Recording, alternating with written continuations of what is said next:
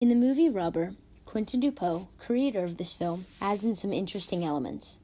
Not only does he create this unrealistic movie about a homicidal tire, but he decides to add some spectators within the film that sort of serve as a Greek chorus, according to Ian Buckwalter of the Nashville Public Radio. The people are first introduced when the accountant brings the binoculars to him. It seems a little silly to have an audience within a film, but it all makes sense in the end for many reasons. One of the reasons could be no reason at all, and here's why. In a question-answer forum by Todd Gilchrist with Quentin Dupieux, one question asked is, the thesis for Rubber is that movies can make whatever choices they want because there's no reason for what happens but the filmmaker's whim.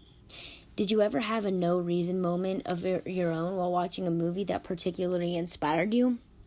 And of course, Dupieux says there's no reason. He says that his best ideas were all related to no reason, so he decided to flow with it once more. Related to the textbook, Looking at Movies, Chapter 1, we learn about implicit meanings and explicit meanings. An implicit meaning lies below the surface of a movie's story and presentation and is closest to our everyday use of the word meaning. An implicit meaning is an association, connection, or inference that the viewer makes on the basis of explicit meanings which are on the surface of the movie. To refresh your mind, this movie attempts to work on the no reason motif. An example of this is the scene when the tire runs over random objects such as the glass bottle. According to the beginning of the film, when the sheriff talks about everything that is happening for no reason, that could be the reason the tire does this. In another scene, the tire is just looking at itself in a mirror. You could say that the overall meaning of this doesn't exist and it just adds the whole no reason motif, but you could also say that the implicit meaning is that the tire is looking at itself to see what it has become, a homicidal tire. Gilchrist also asked the question, it seems like this movie will have more visibility than Steak, at least internationally.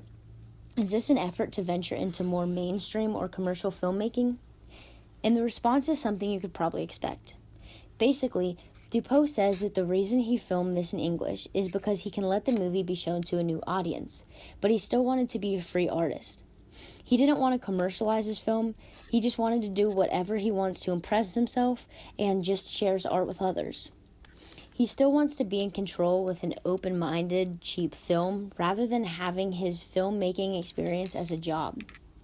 This idea is directly related to a movie called Attack of the Killer Tomatoes, which was created in 1978 as a low-budget film with very little reason. As mentioned before, Dupieux impresses himself with his little idea of putting an audience within his film. Aside from the no reason motif, the audience serves as the purpose of attention. Dupieux is practically mimicking the effect of a regular audience just by throwing them in the film. They make comments about the tire and what he is doing, they try to make sense of what is happening in the film, and they are what keeps the film going.